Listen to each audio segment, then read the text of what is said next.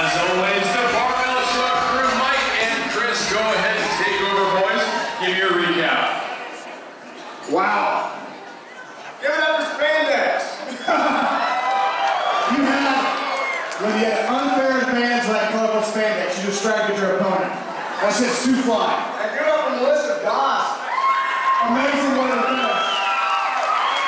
Dragon Fitness Psycho stuff. This is fantastic. Rush Club 002. Mike, go ahead and hold up the hand of both ladies for the winner tonight, Miss Lindy Barber out of the women's middleweight division. Congratulations, Tony. You know, earlier we were talking about how you didn't know what to expect. This was your first fighting experience. Are you going to do it again? What the hell did you think about it? It was awesome. So much fun. So much fun competing in front of all these guys. I mean, it's crazy. It makes it so much better. Hey, give it up for what? Fantastic or what? It's awesome. Hey, what was the toughest part of that workout? The muscle-ups, second set of muscle-ups, actually. Way tougher than I expected them to be. For sure. All right, everybody, give it up for Lindy Barber, your champion. Come on, Lindy. That's it.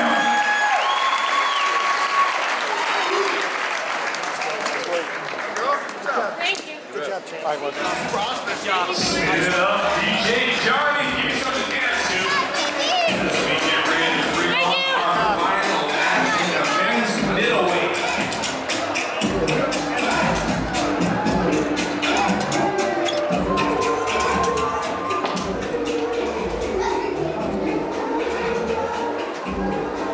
Wait, yes, I'm out still?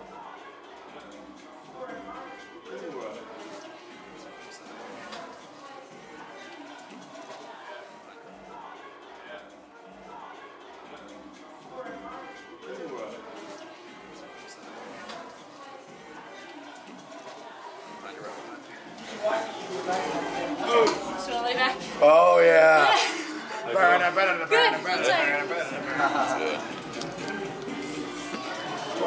Give us a thumbs up.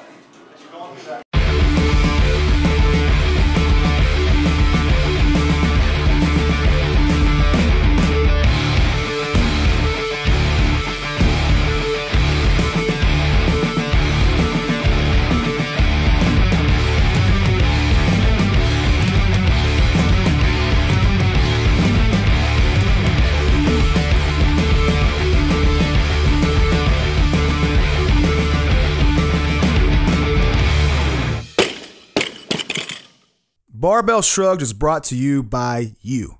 To learn more about how you can support the show, go to barbellshrugged.com and sign up for the newsletter. Don't blow your wad.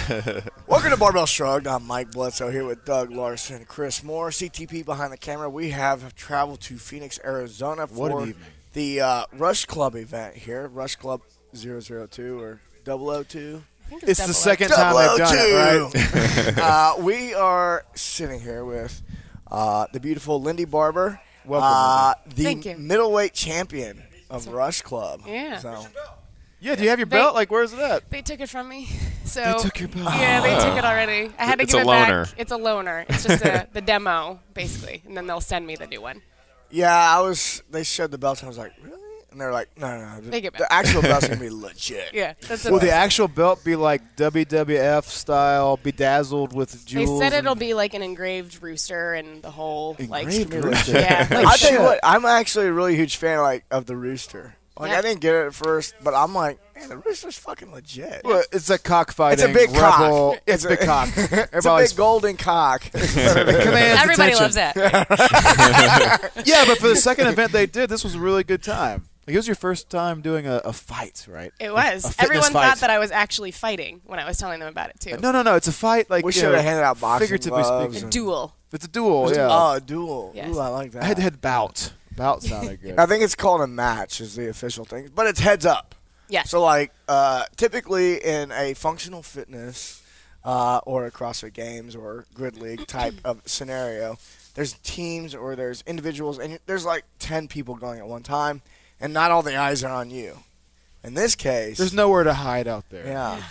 And how did that feel? It was really nerve-wracking. I mean, I've done lots of competitions through functional fitness, and I've been at the games, and I was in grid league all this season. This wasn't your first rodeo, right? Right. I've competed in multiple different arenas, but this was totally different to me than all the other ones because exactly what you were saying, it's just you up there. There's nowhere to hide. If you stop, then the whole crowd is going to be like, why are you stopping? Like, you need to keep going. Like, supposed to keep she's trying. still going. And the crowd is like 5 feet away. When you were doing your front squats, so like I could close. almost reach you. I am You sure were like the right next to the people were crowd. like pounding on the ground, right? Like Yeah. in front of you, and if I would have tripped, like the bar would have fallen on them. So Oh You were yeah. like, oh, I should have dropped the barbell on Right. you. So not only was I trying to protect myself, but then the entire crowd that's sitting right in front of you too. Yeah. So it was totally different to feel like they were on top of you, but it was really cool. I was just more nervous. I mean, more nervous than I've been in probably a year worth of That's good. competitions. Just stretch a little bit, do something a little different than the typical CrossFit competition. Yeah, I mean, it challenges you, and it was very mental today, and being able to stay in your game and focus on what you're doing and not get very riled up with the crowds and the lights and what the other competitor was doing, and to stick to your game plan. I had a little hard time with that because she got a lead on me in the beginning, and I was like, just calm down, like don't go crazy. This seems like something that will help you take it to the next level in other competition environments. Because if you can like stick to your game when it's heads up, Yeah, like most people have a hard time sticking to their game when there's 10 people on the field. right. And like if you can do it when it's heads up, you can do it under any circumstances. Right, and especially, if you're only competing for one and it's winner takes all, and you're able to contain yourself and know your body and know yourself as an athlete well enough to stick to your game plan and to not get super caught up in what the other person is doing, then when you're in a bigger field and there's not all eyes on you, you can still have that same composure and still know yourself well enough as an athlete, but you're never going to learn that unless you get into a situation like this or do head-to-head matches so that you know exactly your pace that you need to run, and I think that's very important for any elite athlete. Yeah, talking about like seeing where you need to work when you're in a competition. It's like I was talking to Kevin, one of the Masters athletes. Yeah. So we had 2 Masters athletes. They went at it hard, dude. Oh my God, yeah. Like, man, they had the toughest wad of the night. They give it to the Dude, old dudes. the old guys had like the toughest one of the night. You're right.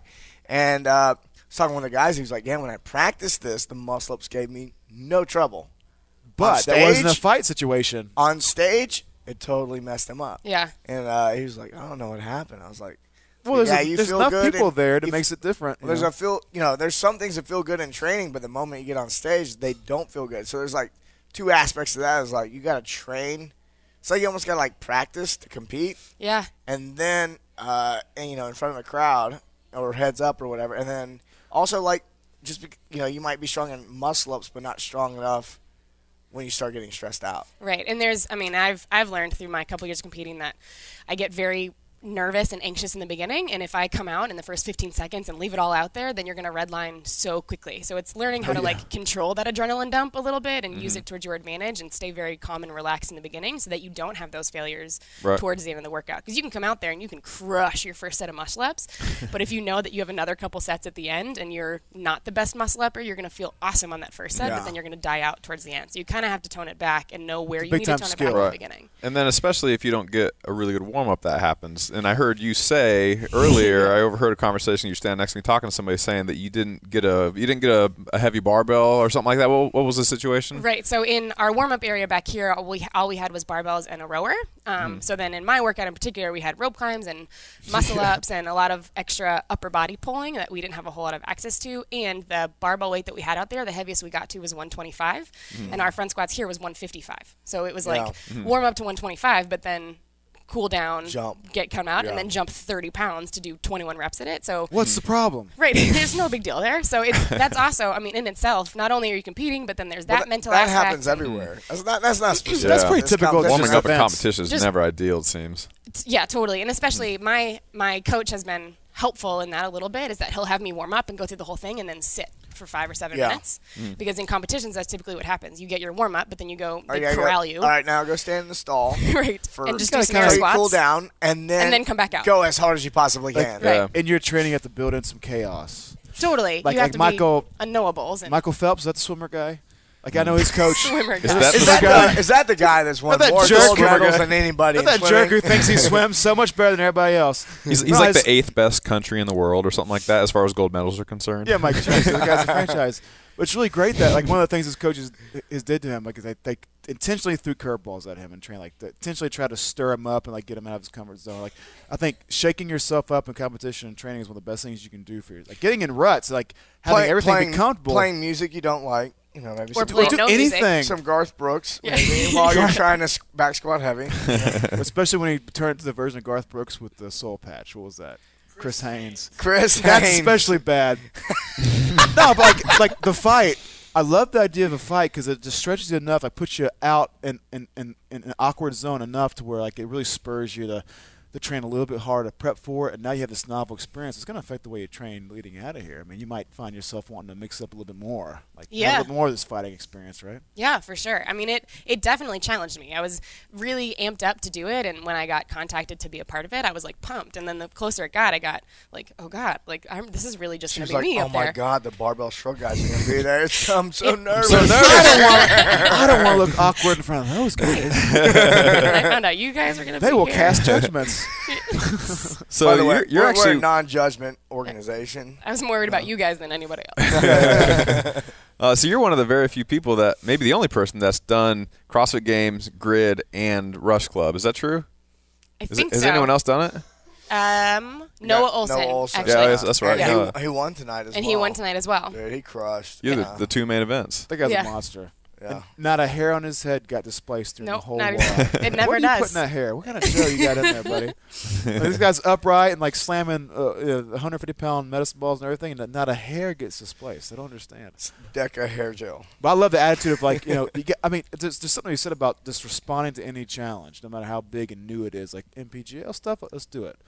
Fight Club stuff, yeah, it sounds fun. Let's go out and have a good time. Like responding to the challenge and just doing whatever's required of it seems like a very good quality. Like, the people I see who respond well to it are also the people who do well across the board in all these events. Like it's something about your attitude. I mean, it's fun. Like all these opportunities come up, and if I get the ability or the invitation to take them, like there's no reason for me to say no to them. I would never just say I am only a CrossFit Games athlete, or I am only a Grid athlete, or I'm only Rush Club. As long as they are not interfering with each other and they're all helping each other. I mean, doing all three of them is just spreading me even more thin, but making me better as an athlete, being able to participate in all three of those different styles of And fitness. I think now too, like you're having a good time, probably enjoying being able to still compete, right? Even your history. Yeah, I guess so people I don't am- know your history, but we can maybe get into it now. Yeah, I'm very lucky to even be doing this. So anytime that I have an opportunity to take, I'm more than willing to jump on it and to do it for as long as I can. Do you want to talk about your injury?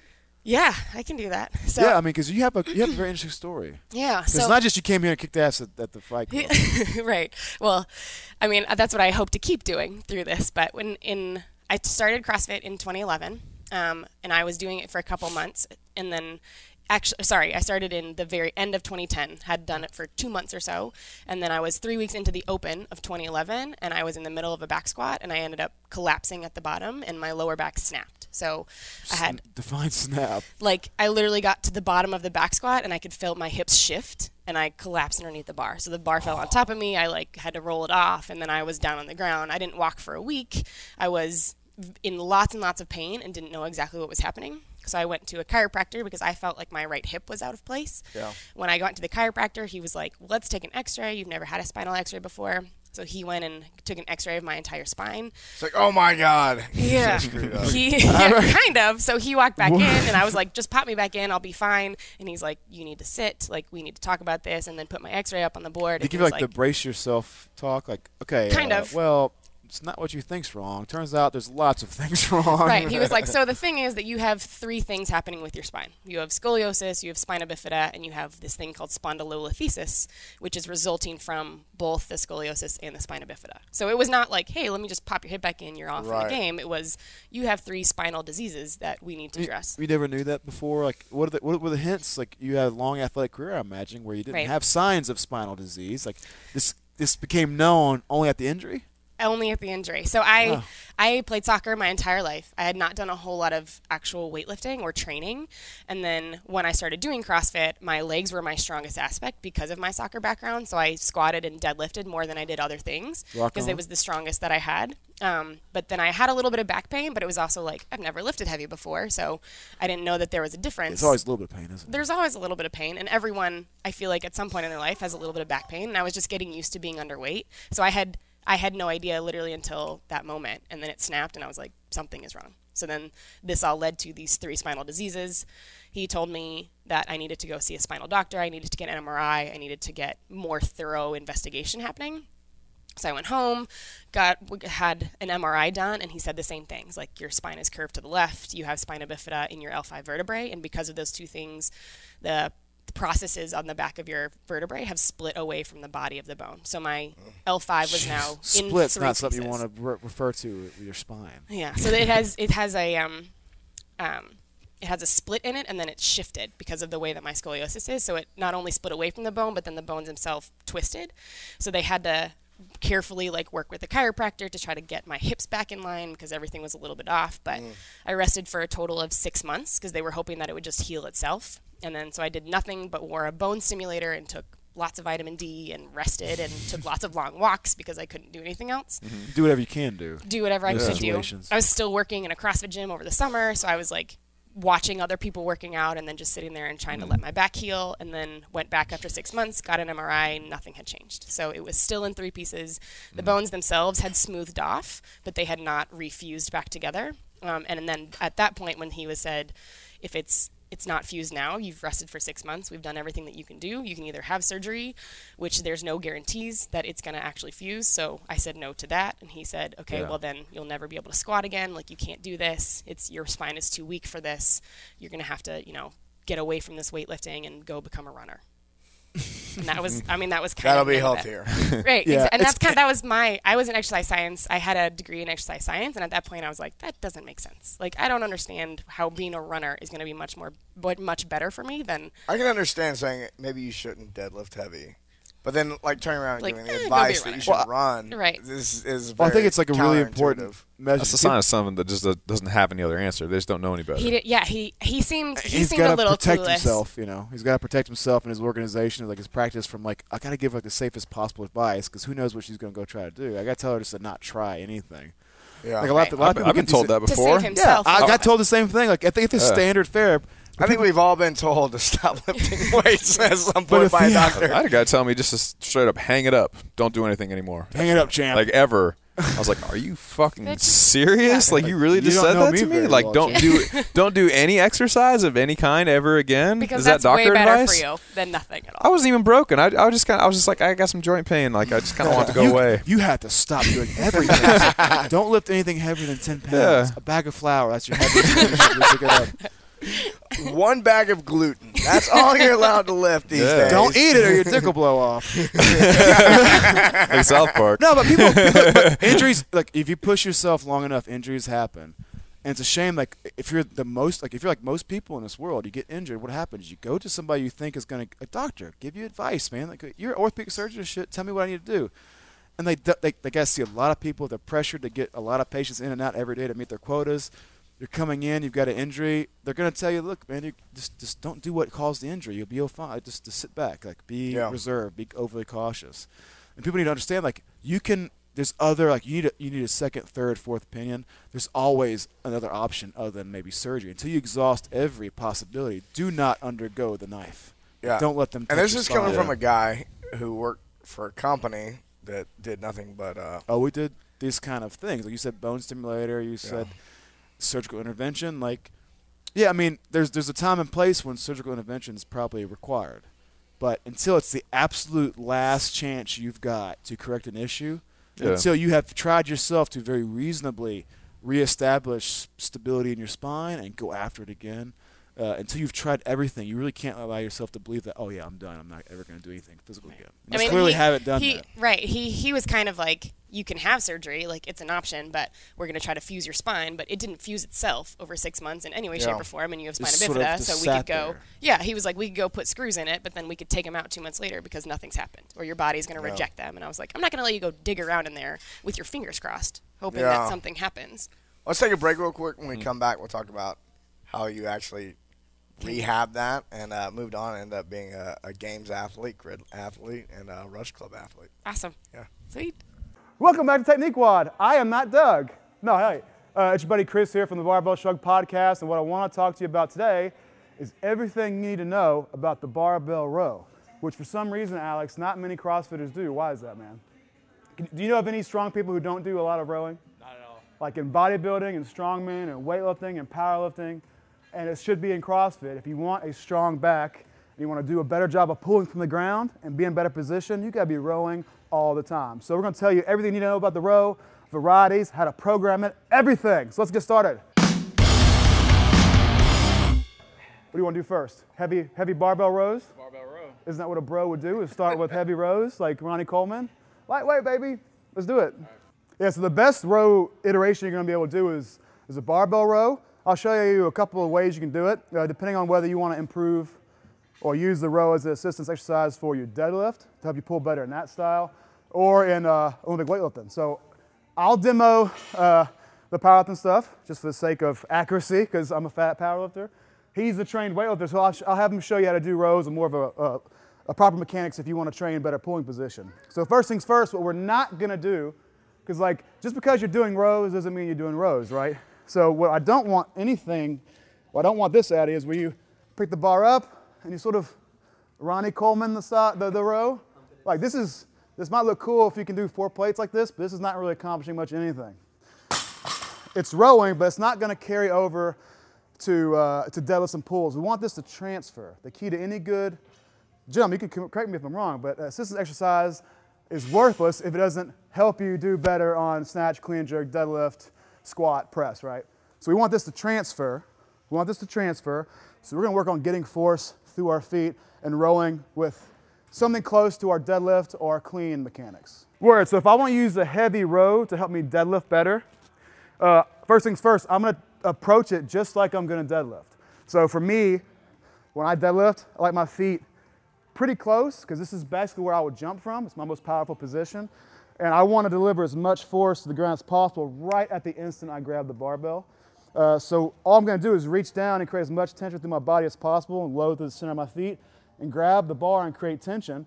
And Alex's version will be the same. But what's different between these two rows is that I'm going to really drive explosively and powerfully with my legs to get the weight going, and I'm just going to finish with my arms. So the whole time I'm basically pretending deadlift. The only difference is instead of finishing with my hips, I'm going to hold my back over the bar, I'm just going to pull straight up. So for me, that would look like this. I approach, I get tension through my legs, I arch my back, I take a belly in, or a breath into my belly, get tension, I sit back and down and try to stay right over the bar. I would grab it where I would pull in the deadlift. If I want to use a hook grip, I'll use a hook grip. If I want to train my grip, I'll release that hook grip, put it right where I want it, and I'll drive really quick off the ground and then just pull straight up right into my stomach. And I would control it down. And the way I like to do it is put the bar back down, and that's 1 rep. So I would drive, row, I can drive up and just let it back down controlled. I can drive it up and hold it. If I want to add a little bit more variation and do it more in the standard way, I don't have to put it back down each time. I can just pick it up, and instead of going all the way down, return it to just on a knee and pull back up. That's one way, eh? Right, so if you want the row to transfer a little bit better to clean, or maybe even snatch, you can use a little bit wider grip. What you want to do is pull a little bit more specific to those style of pulls. So Alex is going to demonstrate. So you're going to set up just like you're going to clean, right? Same grip, same stance, same little idiosyncratic little tendencies and everything. But what he's going to do is just more thoughtfully get the knees out of the way. So it's not so much of an aggressive drive through the ground, because you don't do that. You do that on a deadlift because that helps, but sort of flip-flop in the clean. So he's going to scoop out of the way, and then he's just going to bring the bar right up, stay nice and over the bar. So the first thing that comes to mind is, if you're somebody who rushes into your second pull position, this will get you comfortable staying way over for longer. I mean, you got to get comfortable hanging out over the bar for a long time before you engage it. If you're weak or a novice or whatever in these lifts, the first thing you're going to do is get so impatient you're going to get in that position a little bit too soon, then you're basically not going to be in a very effective position to jump with a barbell out there. So again, to get better at deadlifting, aggressively drive, get it moving and finish, and to help your clean, be a little more thoughtful. Scoop out of the way, bring it up. Little differences like you can also curl your wrists under so that you can start training yourself to engage the bar and keep it back. So as you row up and bring it in, you're practicing those same subtle habits that help you be in better position when you go to clean. Good so far? Another tip that we need to Yes, Michael? Can I have just one more tip? Yeah, one more tip about the difference, the variations and how you pull. For me, being a powerlifter, when I grab this barbell, I'm just gonna grab it, and my wrist is pretty much be hanging straight down. I'm trying to pull with very loose, very straight, ropey arms. So I'll just pull straight up, boom, and down. It's pretty simple. If I were Alex, he could probably show this better than me. Again, a good cue is probably you can use your hook. You don't have to, but it's a good idea. Curl the bar under. Right when I do this, I can put tension on the bar, and I feel my lats engage. If you don't know how to engage your lats when you pull, I mean, Alex, it's the world of difference. If you don't engage your lats, their engagement with the barbell is a lot differently. Grab just like you would for clean, curl under, and keep that curled under position as you draw the bar up. You're getting better and better at holding that when you go to clean. The thing about the barbell row, we gotta point out the areas where you could screw up badly, because this happens all the time. I'd say there's a lot of bad rows, right, dude? There's a lot of bad barbell rows out there, man. And it's good that you can be a bodybuilder and row like 500 pounds, but if you're not doing it right in CrossFit and a weightlifting and a strongman powerlifting, you're not gonna get the effect. So we want the effect. So let's show some common mistakes. You wanna show the first common, the bro row. We call it the bro barbell row. So here's the mistake. You'll put too much weight on here because you care more about ego than training effect. You'll probably extend your knees all the way because you don't know how to use your legs, because you don't really train your legs. And you'll just wildly sort of pull with the aim of getting the widest back you can possibly build. Of course, it never works because this is not even hardly an exercise. Keep the weight light, and remember, if it doesn't feel like your pull for your deadlift or your clean, it's not doing you any good. So take the weight off the bar and do it in the right way, man. Your bad's all right, but we need a shittier bad.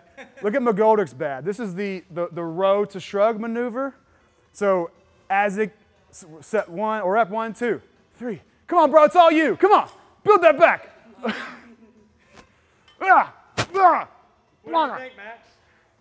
Is that a good? He hates it. So,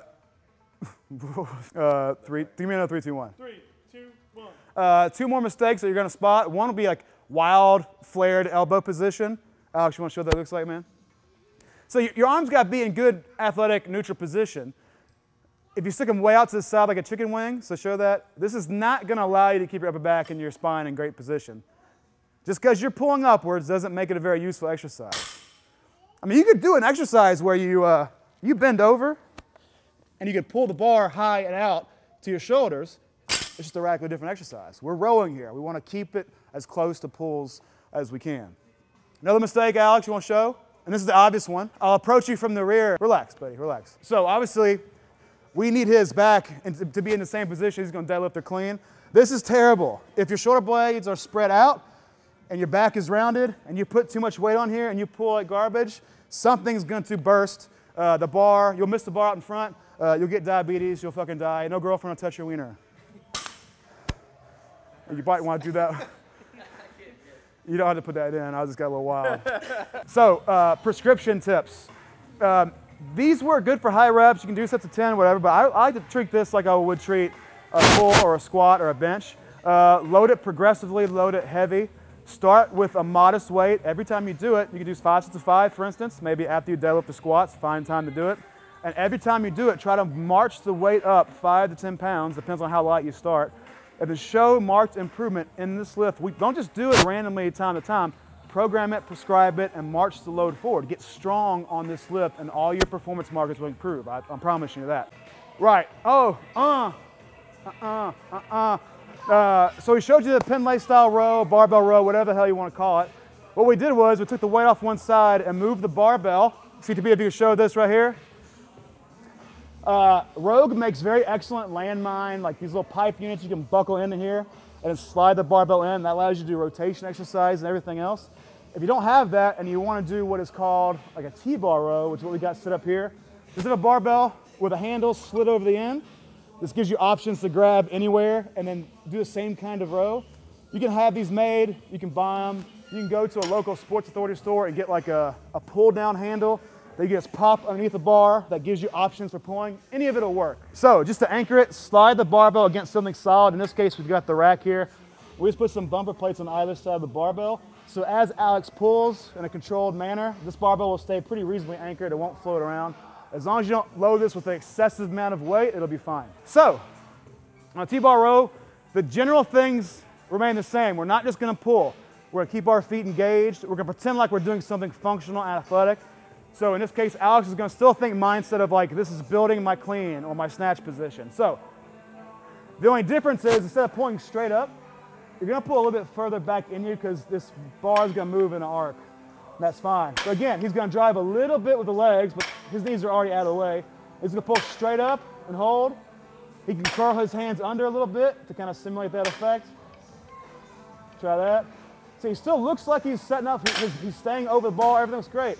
He can grab wide or narrow. He can grab with a hammer grip or a wider grip just to change up positions. It's all good. And again, you can do this for heavy sets of 5. You can do it for sets of 10. Just progress up week to week and load modestly, little bits at a time, and your back will get much stronger, much quicker. Just a quick, important note on neck position. You want to show first, bad. Neck flex down. Still bad. Neck extended far too up or far too up, too far backwards. What's good? Nice neutral neck. A very comfortable position. Eyes are cast down just in front of the bar. Back is allowed to be straight and powerful. Are you taping your hands before you do a heavy row session? Yeah? That's cool. Right on. So those are all two-handed row varieties. You can do them heavy. You can get strong, righteously strong. It'll be worth it. Max, take this tape. Go tape up your thumbs for your heavy cleans. Good job, boy. But you can also do all these exercises with just one arm, which is a very good thing to do. Again, lots of strong people spend a lot of time pulling with one arm. Chinese weightlifters do a heck of a lot of that. So I want Alex to show you just a one-arm variety with just a straight barbell. So we took that handle off. Now we're going to do the same thing, same kind of cues for the back and the hips and knees, but we might stagger our stance a little bit, keep a nice firm planted front leg. Back is still aligned, strong, and neutral. And he's just going to grab the bar and pull it straight up. You can't do as much weight, so sometimes that's actually a good thing. But again, nice, strong pull, transferring force up the arm, but driving down through the floor with the legs to stay engaged. You want to show a couple of those, man? Good strong base, pull right up.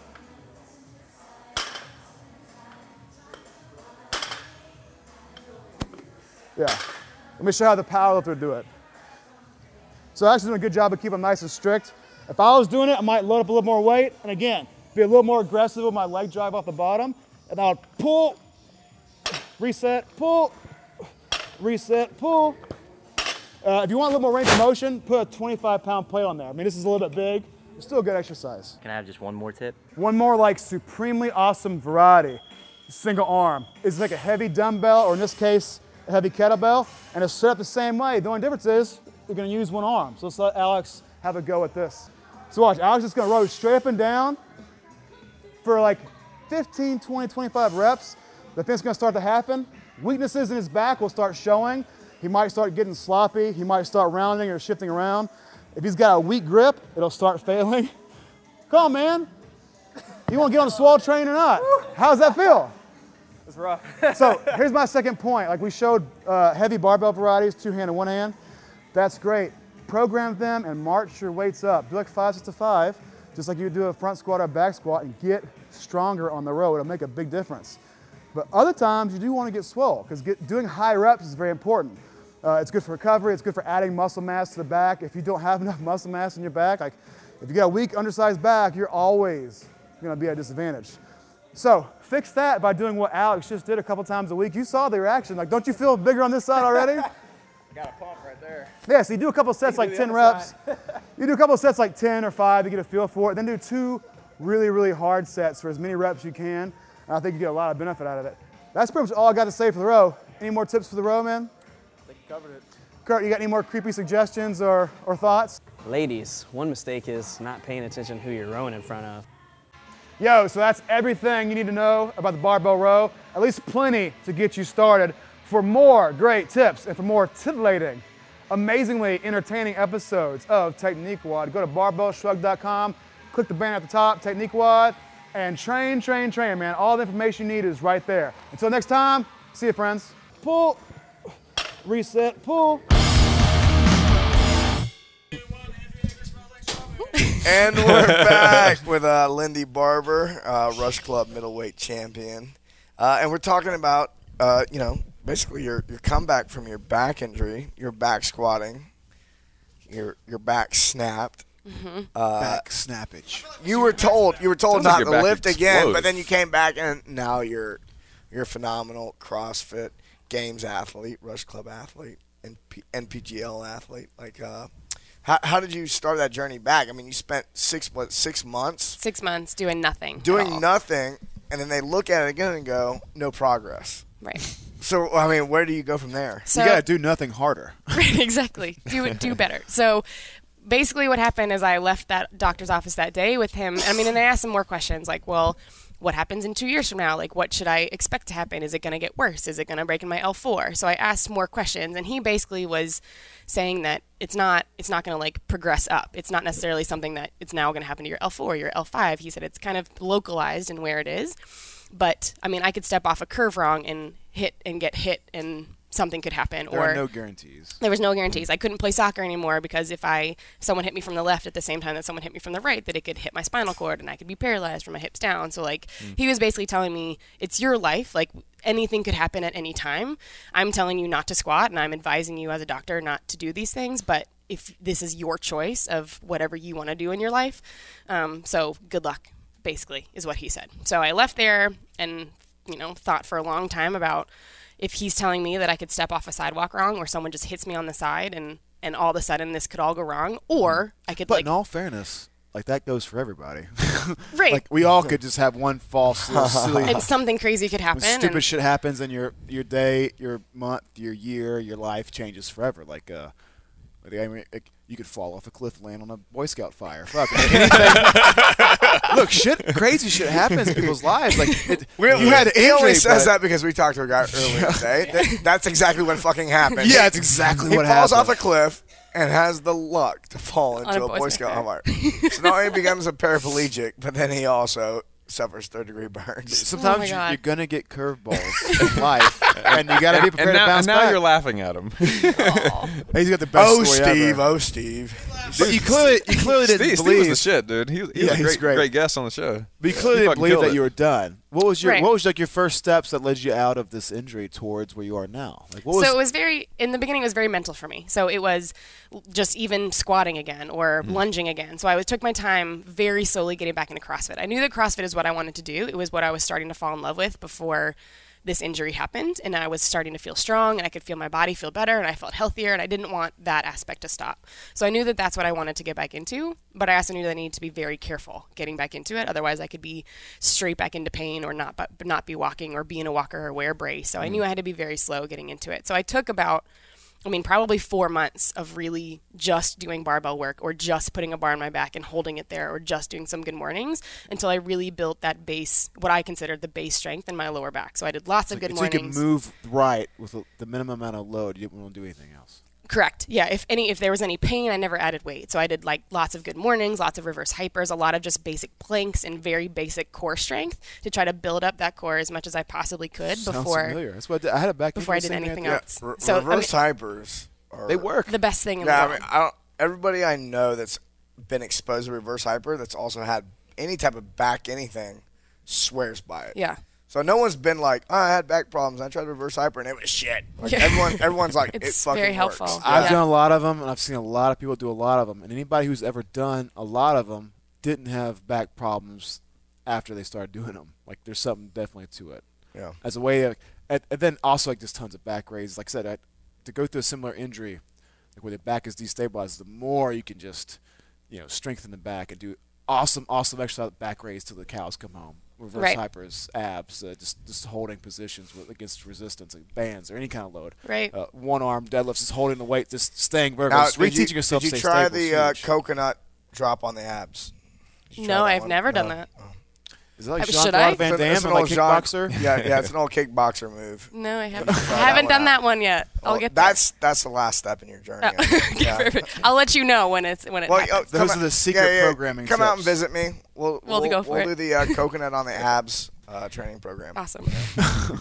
But it was a lot of very, very basic things getting into it for about 4 or 5 months until I even felt mentally comfortable getting underneath the bar. I mean, I didn't actually back squat heavy for probably a year, just because putting weight on my back and going through that range of motion just totally freaked me out. It takes time to heal mentally to be able to accept the challenge. Like, okay, I feel like I've recovered enough to be able to take this on. Right. And I would be totally lying if I said that every time I back squatted now, I was totally comfortable with it. Like, it still makes me nervous. There's movements like that really hurt my spine, like GHD sit-ups. That extra extension hurts. Overhead squats kind of hurt me. Back squats just more freak me out. But like my front squat 1 rep max now is heavier than my back squat just because I have not trained. It's more of a confidence thing there. I think it's a lot of confidence and that direct spinal loading on my spine. And I have, because of the way that my spine is, my hips shift, and I have a hard time when the load is on my back, not allowing that to happen. So when my hips shift to the left side because of the scoliosis in my back, it's way more painful with that spinal loading. You're like cognizant to try to keep the hips nice and even, whereas before you might not have. I'm sure I wasn't. You were just like, whatever. I was just like dropping, butt winking, and just standing up. I'm now really nervous when I back squat. After talking to you, I'm like, no, I know. People say that, they're like, I know this so girl I should never back squat. completely destroyed her back. I got to be careful. I know. But it's never, all right? So it wasn't CrossFit that did it to me. It wasn't the back squatting it was the perfect storm of bad spinal injuries that I didn't know that I already had. Yeah, you didn't know. Right. So if I would have known that beforehand, I could have been way more prepared. But it was just, I mean, anything happens any day. And that particular day was the day that my spine had enough and it decided to snap that day. But I don't think that I would be the athlete that I am now if that had not happened to me. Isn't spina bifida something that you have from birth usually? Yeah, so spina bifida essentially. You didn't know you had that though? No, because there's two kinds. There's the kind that like you see in baby pictures where it's like growing outside of their back, and there's occulta, which is what I have, which really just means that you have growth plates that go down your spine, and the growth plate in my L5 never fused into bone. It never ossified into actual bone mass, so it stayed as a growth plate. So if you look at my spine, you will see the growth plate in the L5, and then so that's where the spina bifida is, and because it was weak there and not actually a bone, it split down either side of the bone. Create like a fracture point. Yes, exactly. It was just the weakest point of the bone could no longer take it from the scoliosis and that spina bifida, and that's what ended up snapping. Gotcha. So I didn't know that I had it. I never had an X-ray. I'd never had any reason to go get an X-ray. I assume you're athletic your whole life. I mean, obviously, what did you sports in high school and everything, and no signs of stress? No, I played soccer my whole life, and I wasn't a goalie, so I didn't do a whole lot of overhead. The most that I ever had back pain through soccer was through throw-ins, and that's where you like extend back and then throw the ball in. But that wasn't. It was never excessive, and I was a center midfielder, so I didn't throw the ball in very often. Yeah. So I didn't have a whole lot of pain. What's one of those things too? If you have like this injury from birth, and then you're like, oh yeah, that's you don't know normal. the difference. Totally. I mean, I know a lot of people like that with nutrition too. They're like, oh, having an upset stomach is normal. But like if you ask them to have an upset stomach, they say no because it's just their daily life. So for you, it's like it's a normal to have a little bit of back pain. It's like, oh yeah, everyone has that, right? Right. Apparently not. And then one day you're like, oh wait, there's real problems here. Yeah, but you don't have that. Your back doesn't feel like. You feel like you're more tuned in now after having 100%. Yeah, you're now aware that. You Very probably get clear signs when you're pushing things too far. I guess one question I would have is how do you now negotiate, like, for instance, pushing the squat enough to adapt to it and get stronger without pushing into dangerous territory where your back says, no, this is too much. The injury's getting aggravated, or we can't recover from this. So I've had to learn my body very well through this, and through my coaches, and we communicate very on a regular day basis on two things really. Like when I'm in training, it's always hurting, kind of like what you just said. There's always pain there. It never goes away. So it's just a scale of 1 to 10. So I'll have to give them a number of how much this is hurting today, or how much did it feel. Because you can sleep on it funny, and it'll be a 7 as opposed to a 3. So it's a daily plan of how much does it hurt today, and what do we need to change in your training. And there's something that I call the difference between there's muscle pain and bone pain. And when it's muscle pain, it's just muscles are fatigued and they're not really working very well, or they're very tired from previous days of training. Something how to compensate for something else too much. Right. But then there's bone pain, and when it's bone pain, I can definitely feel the difference, and that's when it's in my lower spine in that specific spot, and it's starting to like radiate into my hips and upper thighs, and that's when I know that's too much. Like, so I need to stop. I need today to be over, or I need to move to upper body movements, and that doesn't happen as nearly as often anymore. But in the very beginning, it was very prevalent all the time that this bone pain, this is not muscle. This is actually the bone itself, which is getting very sore in the way that it felt. At least longer time to recover from. A much longer time to recover from. It's more serious stress. Yeah, and it's the kind that freaks you out a little bit. Like I could feel that was the kind of pain that I was having in the very beginning that I didn't know was not the normal pain before the actual injury happened. So now I can actually feel that coming on, and I know that I need to back off my training a little bit. And of course it's like, and feels like an inconvenience when that happens, but I know that if I don't back off and I don't relax for a couple of days when I have that kind of bone pain, then it'll just get worse, and I'll have what I call episodes. So I still have them when something just goes wrong, or a squat just doesn't feel right, or a snatch I don't catch it correctly, and then my back will seize up, and then I'll have to take a week or two off and do lots of chiropractor and get like Graston on my back and use a stem machine to kind of relax those muscles until they're prepared to train again. So where you stand now, like if we were to look at an X-ray of your back right now, like has everything kind of healed and gotten stronger, or what's the story? So it's still in 3 pieces. So I still have scoliosis. Because that's not going to go away. Because and after, that's what they said, after the 6 months, and then a year later, I went back and got another MRI, and it hadn't done anything. I have not got an MRI in like a year and a half now. I probably could, but I don't think it was a year later, and nothing had changed. So the bones themselves had smoothed off, but they were still not connected. So they was still in 3 pieces. So I still have the spina bifida, that'll never go away. And then the 2 spinous processes were no longer connected to the vertebrae. So it was still in those 3 pieces, which is why they told me that when I went back for my year later one, because of all this back work that I'd done, that I had back muscles like a linebacker, which is great. Well, that's awesome. I have to have that, right? I don't have a choice anymore. Like, I have to have super strong back muscles, otherwise my spine will continue to separate, and then I'll be in pain constantly. So basically, the taking those 6 months off did you zero good? Did zero good. Zero good. Yes. And then you were like, inactivity well, is never doing, like the best thing. Good mornings and reverse hypers, and you strengthen that, and you build a lot of muscle around that. Correct. So that what happened with the bones really didn't change. Not much change there, but you created so much muscle mass around that and muscle tone that it kind of, the muscle took the place where bones might otherwise. As much as it can. Yeah. I developed as much strength to provide support in that area as I could by utilizing those muscles, as opposed to relying on that bone, which is now totally compromised because of the breaks. Are you in less pain day to day now than you were because of that, or is it just kind of like the same as say 5 years ago? So 5 years ago I wasn't doing the type of training that I am now. Yeah. So it's still jazzercise mostly. Right. Yeah. Right. Jazzercise. I mean, we've all Pilates. We've all been caught in the jazzercise. I mean, I have the spandex on probably for it. So, so it's still very day-to-day pain. I can tell that the couple years that have gone on, my body needs more time to recover from events like this. Like, I need a couple extra days. So that's how I know that I'm definitely not going to be able to do this forever. So I'm cherishing every event and every opportunity that I have while I have it, because I know that my body's not going to last for as long. And I don't want to push it to the point that I can't pick up my grandkids or that I can't walk upright. Like, grandkids. Whenever that happens. Slow down. Say whenever that happens. Like, I don't want to compromise the functionality of my future life for the stuff that I'm doing now. So I just want to make sure I'm trying to be as healthy as I can, and doing events like this, I'm taking as much advantage of them as I can, because I know for me it's not going to last. So you don't feel forever. like you're sacrificing longevity for performance? No, I don't. Okay. Not yet, at least. Did you feel like this injury, I mean, you sound like maybe a bit wiser than other people maybe your age who haven't had the injuries that feel a little more bulletproof than you feel. Do you feel like maybe it's been a benefit that you have more realistic expectations for what you should expect of yourself? Because a lot of people push their body so hard when you're young and you don't feel any fucking pain, and then you get into your 30s like, oh wow, yeah, I did a lot of there it is. stuff myself. There's all that stuff I did in my 20s, and now it bothers me every day. Mike and I and Doug and I ask ourselves these questions daily, like, oh shit, why did I do all this stuff? Because now daily existence is like just an ibuprofen party. So I do feel like ibuprofen. Yeah. Excuse me. I take fish oil. I keep it paleo. Yeah, I think everything's Keep away. it And other paleo. pain-reducing agents.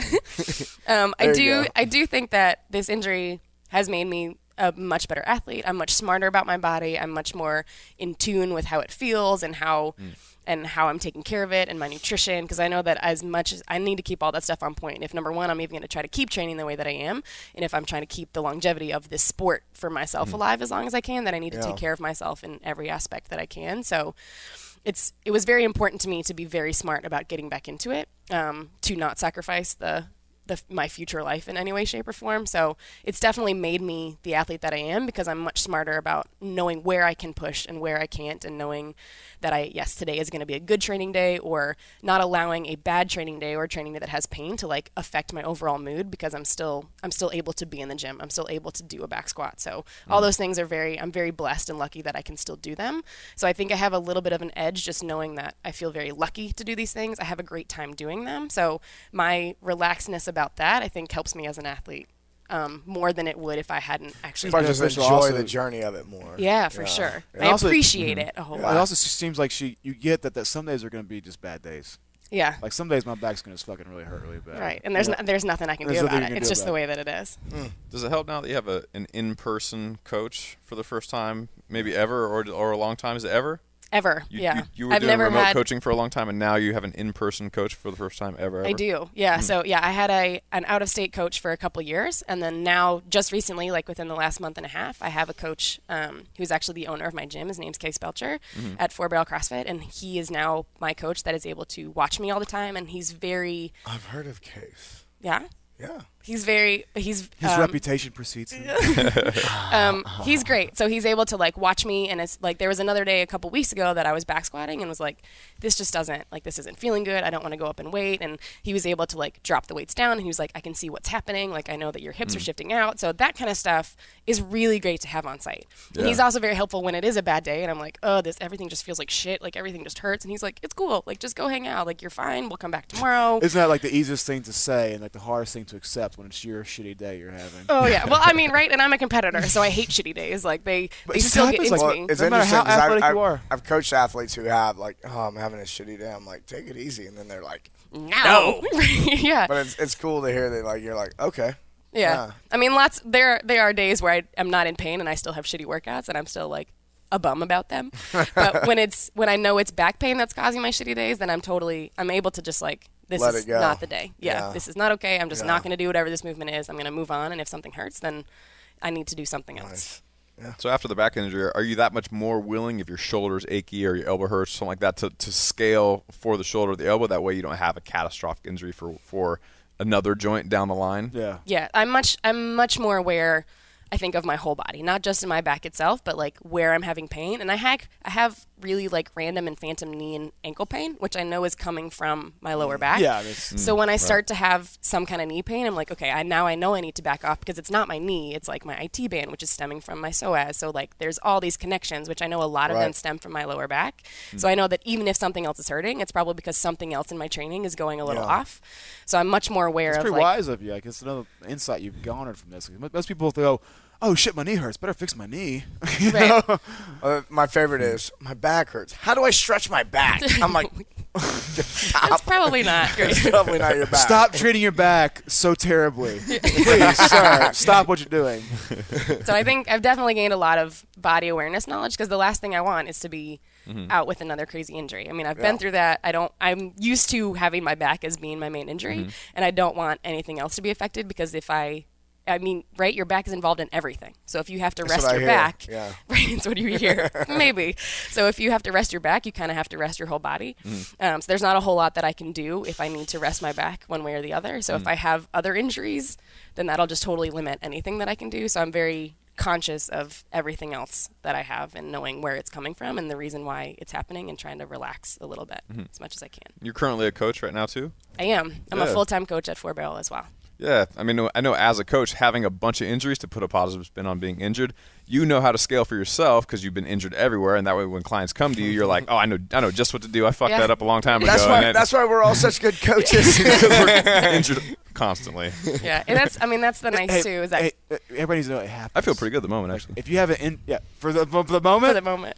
I'm glad somebody here feels great. I've had a good 2-month period of no injuries. Been a few it's days. weird. Like I'll put together like a couple of good months where like everything feels good. I feel strong, and then all of a sudden it's like, oh shit, elbows, knees, ankles. Like it just comes up. Everything. Like so the thing I guess the point to make about injury is that this shit happens, and like if you're gonna push to get stronger. You might have a little wear and tear, aches and pains. You might have something actually happen because it's not your coach's fault. It's just sometimes things happen. Sometimes things snap. Injury's going to happen. What's your best advice for somebody who goes through we're not talking like the strains and pains and like things that are going to happen in training, but somebody who goes through something like, oh, you've discovered a real problem, or you get off the box wrong and you get a real injury to your leg, and you're on the shelf for 3 or 4 months in a boot, or you discover something like, wow, I was pushing for something, I had a vision for what I want to achieve, and it turns out I have something fundamentally wrong. It's like spinal bifida. What's your best advice for somebody who discovers or comes upon an injury? Like, what's their first step in moving forward? Like, where do they go? They need to, I think, when someone is faced with a really big injury that they feel like is going to affect their life, I think that they need to first think about what they actually want to do with their life. Like if they want to keep their fitness as a primary part of their life, or if they want to use whatever the body part is that is big and injured, they need to take care of it first and foremost. So find out the ways to strengthen it, find out what you can do and what you can't do and what's going to limit it, and then don't let it stop you. So I hate hearing stories of when people are like, oh, well, I got injured 20 years ago and then I just stopped doing everything because I just felt like I could. And I hate that because I know. Man, but I sprained my ankle playing soccer 2 weeks ago. Should I still come to the gym? Yes, I do believe that would be good. Should I give up the dream of semi-professional community soccer? I mean, I've been pursuing this for 15 years. So I hate hearing stories like that. And it breaks my heart because I know that I didn't want it to be over. And I thought for a while that it was. I mean, I was like, as much as in a dark place as you can be when you've only started CrossFit, and that was all I wanted to do. Serious diagnosis. Right. I mean, it was it's not a small thing. It was not, yeah. I mean, I was like a mess in the chiropractor because they had just told me you can never squat again, you're done with this. So, and I hate knowing that other people can let that affect them. And I don't want people to think that their injury can define them or who they can be or what they want to do, because it's just an injury. Like, and I understand that it does affect your daily life, but it doesn't need to affect how you live your life. Like, you don't need to let it define the things that you do and what you want to do with your life. And of course, you're going to have to work around it, but there's always ways that you can be stronger and you can get better. And it shouldn't be something that you feel like is changing the way that you are or your personality or the way that you live your life every day. Did you go through a process where like, okay, well, there's people who are going to have an advantage over me. And I know there's certain things I'm not going to be able to do. Like, I'm not going to squat a certain amount of weight because I can't do the work. Is important just to acknowledge what's going to be off the table right up front? Like, how honest have you had to be with yourself? How easy was that, or how difficult was that? Unfortunately, very honest. So, like, for example, last year at the games, there's a couple movements that I wasn't really good at, like overhead squats, which was the Naughty Nancy, and there was like 100 of them or something. And I knew going into at least 1 million. I think there was 1,000 minimum. A fuck ton.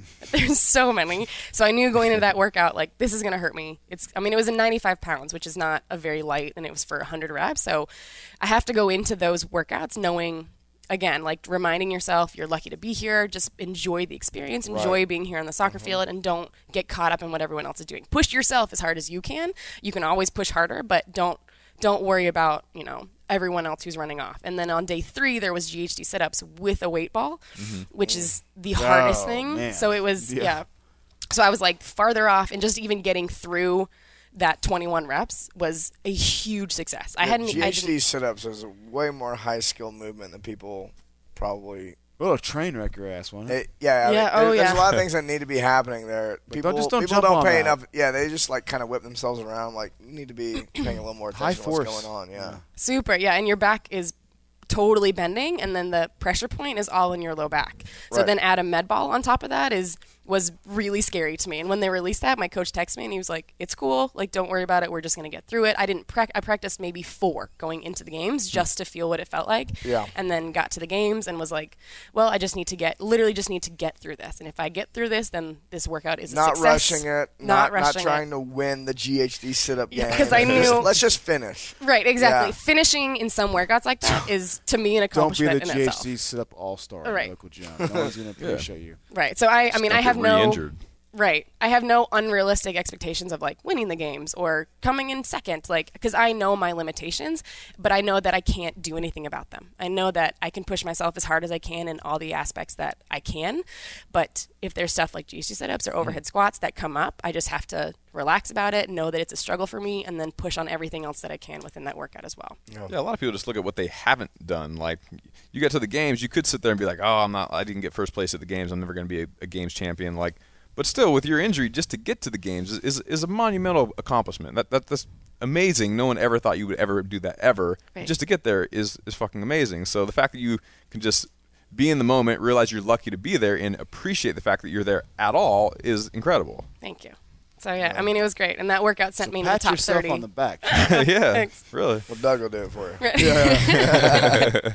Well, let's wrap this up. I think Awesome. we all have a party to get to. We That's do. right. I'm We're so hosting a excited. party and we're not there right now. There's an Everyone's official- waiting for you guys. We're gonna be It's the Barbell Shrugged party. Yeah, fashionably late. To your I own think party, the which is term. fine. Yeah. It'll Do be not- even better no- when you arrive, I think. Don't get too caught up in beating yourself up after injury. And if you're going to throw a party, your own party, show up a few minutes late. And be drunk and flamboyant when you walk through the door. Do not bore people. That's the worst sin you can commit. Those are the takeaways from this whole podcast. Yeah. whole All right. podcast, So yeah. if people want to follow you, do you have a where should they go? Instagram, Twitter. So all my this stuff? Instagram is Lindy Barber with a V, Volinda. Oh, we learned this because that's my real name. Yes. Volinda. Volinda. Yep. What's the origin of that name? So it's my great grandmother's first name, and she was also called Lindy, and yeah, so it's just a family name down You there. didn't even Also know that your Volinda. name was Volinda until you got to school, It's and true. they called out, and you're like, "Who's that weird know. person?" It's like, where is she? You don't know at? your real name, and surprise, surprise, you've got spinal bifida. Enough with the surprises. Yeah, many surprises. in my Many life. surprises. And then my Instagram is at Lindy Barber, and then I have a Facebook athlete page, Lindy Barber, as well. Sweet. It's all pretty simple. Thank you for joining us. Thank you for having Yeah. me so Yeah. much. It was so much fun. And Thanks for coming fantastic- here. Fantastic job tonight on Thank you. on the fight stage. Thank you Now so for much fun. drinks. Yeah, now we're off to party. Let's go do it. Let's go do All our right. own kind of fighting with a liquor bottle. That was so fun. To learn more about how you can support the show, go to barbellshrug.com and sign up for the newsletter.